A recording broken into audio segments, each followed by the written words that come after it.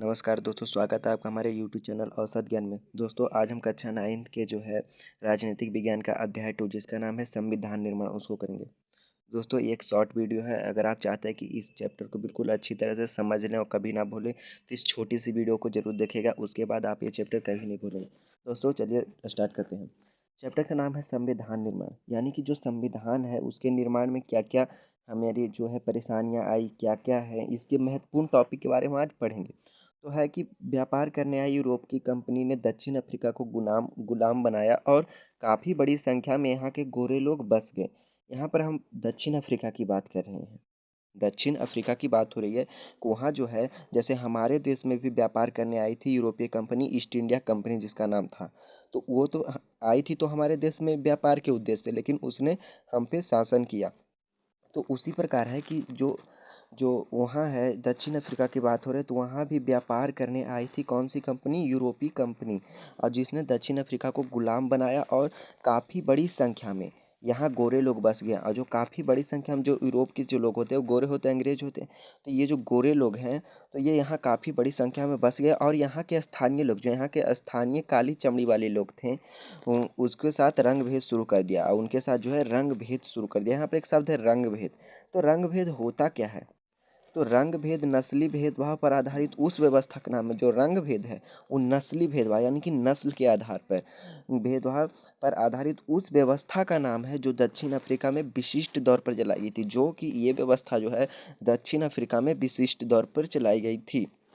अफ्रीकी नेशनल कांग्रेस के झंडे तले दक्षिण अफ्रीकियों ने 1950 से ही गोरों के विरुद्ध आज़ादी की लड़ाई लड़ी। जो अफ्रीकी नेशनल कांग्रेस, ये एक पार्टी का नाम है। जैसे हमारे यहाँ भी पार्टी है बीजेपी, कांग्रेस। तो उसी प्रकार अफ्रीकी नेशनल कांग्रेस के झंडे तले, यानी कि उसके नेतृत्व में, झंडे तले का अर्थ क्या है? नेतृत्व में अफ्रीकियों ने, जो वहाँ के निवासी थे, उन्होंने 1950 से ही गोरों के विरुद्ध आज़ादी की लड़ाई लड़ी। आखिरकार 26 अप्रैल 1994 को दक्षिण अफ्रीका गणराज्य का नया झंडा लहराया। आखिरकार उन्होंने 1950 से तो लड़ाई लड़ी, लेकिन आखिरकार उन्हें 26 अप्रैल 1994 को दक्षिण अफ्रीकी गणराज्य का नया झंडा लहराया। यानी कि वो 26 अप्रैल 1994 को आज़ाद हो गया। यह एक लोकतांत्रिक देश बन गया। ये जो है एक लोकतांत्रिक देश बन गया। अब है नेशनल मंडेला। नेशनल मंडेला के बारे में आप सब लोग ने सुना होगा। तो नेल्सन मंडेला को 7 अन्य नेताओं सहित नेल्सन मंडेला को जो है 7 अन्य नेताओं सहित 1964 में देश में रंगभेद से चलने वाली शासन व्यवस्था का विरोध करने के लिए आजीवन कारावास की सजा दे दी गई। जो नेशनल मंडेला थे वो एक प्रमुख नेता थे दक्षिण अफ्रीका के। तो जो वो नेता थे नेल्सन मंडेला जो थे, उनको उनको और 7 अन्य नेताओं को 1964 में देश में रंग भेद से चलने वाली शासन व्यवस्था का विरोध कर रहे थे वे लोग। तो उसके लिए जो है अंग्रेज ने इन्हें आजीवन कारावास की सजा सुना दी। वह 28 वर्षों तक जेल में रहा और वो जो है 28 वर्षों तक जेल में रहे। नेल्सन मंडेला द्वारा लिखित आत्मकथा का नाम the long walk to freedom है। नेल्सन मंडेला जो थे, उन्होंने एक अपनी आत्मकथा लिखी थी, अपने बारे में लिखी थी, उनके साथ क्या क्या बीता। तो उसका नाम क्या था? The long walk to freedom. 1928 में मोतीलाल नेहरू 1928 में मोतीलाल नेहरू और कांग्रेस के अन्य पार्टी सदस्यों ने भारत का एक संविधान लिखा था। 1928 में ही जो है मोतीलाल नेहरू और कांग्रेस के अन्य सदस्यों ने भारत का एक संविधान लिखा था। दोस्तों, यहाँ पे एक पाठ है, पाठ मेरे ख्याल से ये 8 होगा। तो 8 सदस्यों ने भारत का एक संविधान लिखा था।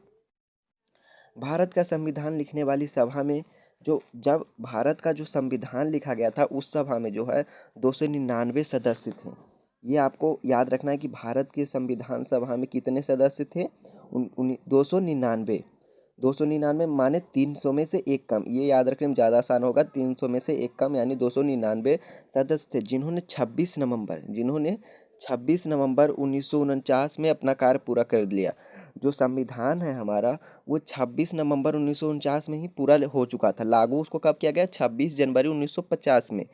तो 26 जनवरी 1950 में लागू करने के पीछे भी एक कारण है कि उस दिन जो है 26 जनवरी जो है उस दिन 26 जनवरी एक डेट है जिस दिन हमारे देश के लोगों ने आज़ादी के पहले ही आज़ाद होने का जश्न मनाया था। तो इसीलिए इस दिन को सेलिब्रेट करने के लिए उस दिन जो है संविधान लागू किया गया था और 26 नवंबर को झंडा दिवस मनाया जाता है। तो 26 नवंबर 1949 में उन्होंने अपना कार्य पूरा कर लिया। संविधान तो हमारा 26 नवंबर 1949 में ही हो गया था, लेकिन 26 जनवरी 1950 को संविधान लागू हुआ, इसलिए इसे दिन गणतंत्र दिवस मनाया इसीलिए जो है इस दिन कौन सा दिवस मनाते हैं? गणतंत्र दिवस। बंधुता, समानता, न्याय आदि मूल्यों को भारतीय संविधान की प्रस्तावना में सम्मिलित किया गया है।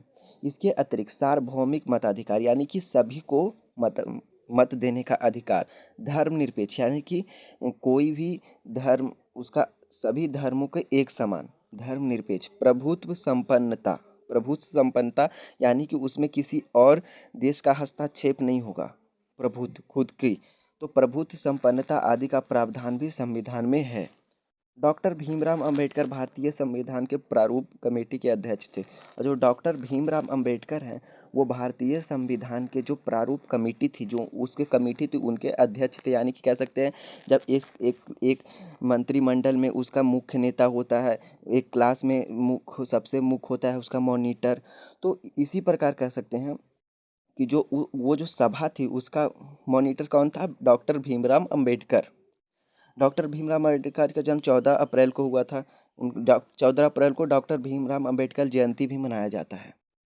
डॉक्टर राजेंद्र प्रसाद भारतीय संविधान सभा के अध्यक्ष थे और जो डॉक्टर राजेंद्र प्रसाद थे वो भारतीय संविधान सभा के अध्यक्ष थे। गांधी जी ने 1931 में यंग इंडिया नामक पत्रिका लिखी। जो गांधी जी थे उन्होंने 1931 में यंग इंडिया नामक एक पत्रिका लिखी। कौन? गांधी जी ने।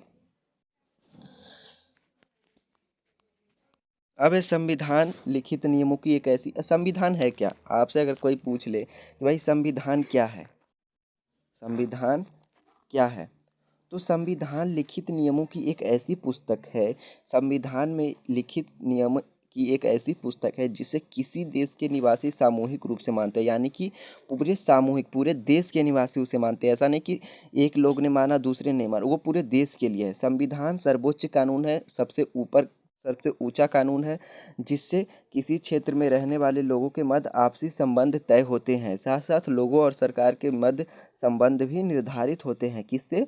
ये संविधान से होता है। अब है दक्षिण अफ्रीका का स्वतंत्रता संग्राम। दक्षिण अफ्रीका का जो स्वतंत्रता संग्राम है उसके बारे में लिखा गया है। तो पहला है स्थानीय काले लोगों पर यूरोपीय अल्पसंख्यक गोरों की सरकार द्वारा अत्याचार। जो स्थानीय लोग थे दक्षिण अफ्रीका, जो कि काले चमड़े वाले लोग थे, उन पर जो यूरोपीय अल्पसंख्यक गोर यानी कि जो यूरोप से आए थे, अल्पसंख्यक यानी कि जिनकी संख्या कम होती है, तो जो यूरोप से आए थे तो उन्होंने उन्हें गुलाम बना लिया, मतलब उनकी सरकार थी, तो उनकी सरकारों ने जो है यहाँ के स्थानीय लोगों पर बहुत ही अत्याचार किया। दूसरा है नेल्सन मंडेला ने रंग भेद से चलने वाली शासन व्यवस्था के विरुद्ध आवाज़ उठाई। और जो नेल्सन मंडेला थे उन्होंने जो है रंग भेद से चलने वाली शासन व्यवस्था के विरुद्ध उन्होंने आवाज़ उठाई। तीसरा है अफ्रीका नेशनल कांग्रेस के झंडे तले, यानी कि अफ्रीका नेशनल कांग्रेस पार्टी के नेतृत्व में गोरों के विरुद्ध मजदूर यूनियन और कम्युनिस्ट पार्टी भी शामिल थी। यहाँ पर मजदेर है, यहाँ पर मजदूर होगा ये शब्द, और कम्युनिस्ट होगा। तो जो अफ्रीकी नेशनल कांग्रेस की पार्टी थी उसके नेतृत्व में गोरों के विरुद्ध जो है वहाँ के निवासियों ने, और मजदूर यूनियन और भी कम्युनिस्ट पार्टी भी शामिल थी इसमें। चौथा है कि 1950 में संघर्ष जारी हुआ। वो संघर्ष कब से जारी हुआ?